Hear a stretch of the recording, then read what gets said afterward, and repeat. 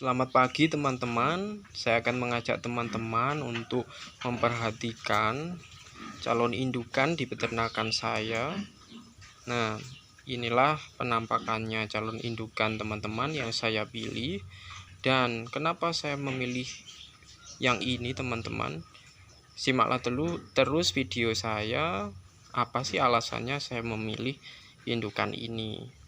Dan bagaimana cara kita memilih calon indukan yang bagus ya teman-teman.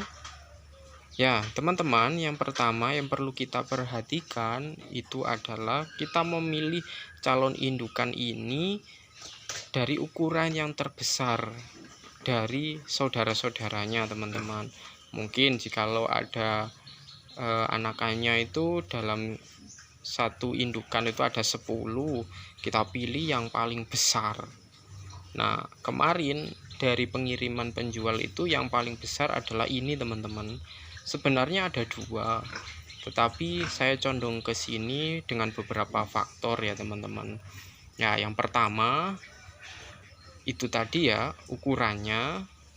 Kemudian yang kedua itu adalah ciri-ciri dalam bentuk punggung ya teman-teman. Kita cari punggung yang rata teman-teman, biar proses nanti pada waktu melahirkan itu akan mempermudah prosesnya teman-teman, akan lebih mudah prosesnya dibandingkan dengan babi yang punggungnya bungkuk atau punggung yang melengkung ke bawah itu teman-teman ya. Jadi kita memilih calon indukan yang punggungnya rata itu ya teman-teman. Yang pertama tadi yang paling besar dari saudaranya, yang kedua itu punggungnya merata, yang ketiga teman-teman kita lihat puting susunya ya teman-teman. Kita bisa melihat bentuknya, kita cari yang bentuknya juga cukup besar, dan juga kita hitung jumlahnya teman-teman. Biasanya itu jumlahnya ada yang 12, ada 14 seperti itu. Jadi kita hitung ya teman-teman. Kenapa harus demikian? Karena untuk mencukupi kebutuhan minum anakannya nanti pada waktu sudah keluar itu biar tercukupi teman-teman. Karena jikalau tercukupi maka pertumbuhan anakan babi nanti juga akan dapat cepat besar teman-teman. Ya demikian ya teman-teman, 3 faktor. Kemudian itu faktor dalam bentuk tubuh ya teman-teman. Kemudian untuk merawatnya kita sendirikan di tempat seperti ini, dan kebetulan di tempat saya ini saya campur dengan calon pejantan ya teman-teman. Kenapa berani saya campur? Karena keduanya masih juga proses pertumbuhan ya teman-teman, atau baby grower. Jadi belum masanya untuk masa kawin ya teman-teman, karena masih proses pertumbuhan.